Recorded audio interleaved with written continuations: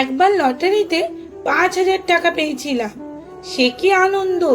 তখন মনে হয়েছিল বাড়িঘরে আগুন দিয়ে আবার ঘরামিটাকে নতুন করে তৈরি করি। এত টাকা! উরি বাপরে! এত টাকা দিয়ে কি করব? টিকিট ভাঙাতে দোকানে গেলে ভদ্রলোক বললেন, আগে 500 টাকার টিকিট কাটুন, তবে নগদ টাকা দেব, নইলে নয়। অজ্ঞতা 500 টাকার এক গায়া টিকিট নিয়ে বাড়ি ফিরে দেখি বন্ধুরা উত্তেজিত হয়ে বসে। তারা ডিমান্ড করলো খাওয়াতে হবে। কিলো 5 চিকেন এনে তাদের খাওয়াতে 1,500 টাকা চলে গেল। উপরি পাওনা তাদের একটু বাসন কোসন ধোয়ার আরাম। সপ্তাহ শেষে বাড়ি গেলে মা বললেন, শুনলাম লটারি পাইছস, একখান টিভি কিনা দে। আগের খান ফের ফের করে। 7,000 টাকায় একখান ফিলিপ বাক্স কিনে 300 টাকা ভ্যান ভাড়া দিয়ে বাড়ি আনতে হলো। সঙ্গে যারা গেছিল তারা আনন্দে 200 টাকা টিফিন খেলো। বাড়িতে মিষ্টি লাগবেই, নতুন টিভি বলে কথা। ছোটবেলার পরাণের বন্ধুরা থাকে গ্রামে। তারা দল বেঁধে এসে জানালো খাসি খাবে, নইলে তারা ছাড়বে না।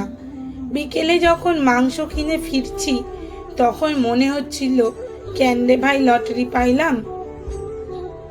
লটারি গুষ্টি কিলায়। ফিরে দেখি বোন হাজির।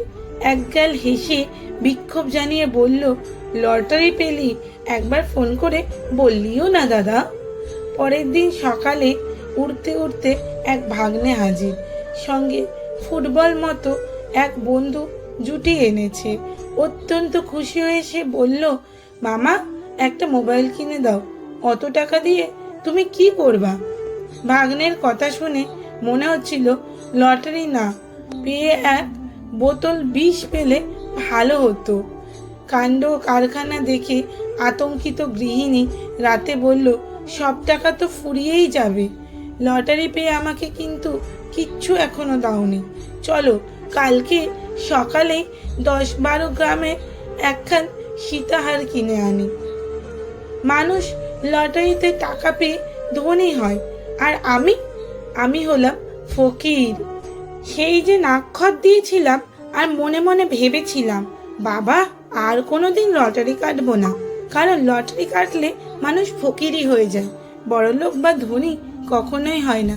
কলমে বাবুরাম মণ্ডল।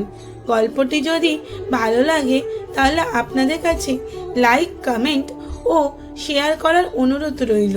একটু লাইক, কমেন্ট, শেয়ার আমার ভিডিওটি বানাতে আরও উৎসাহিত করবে।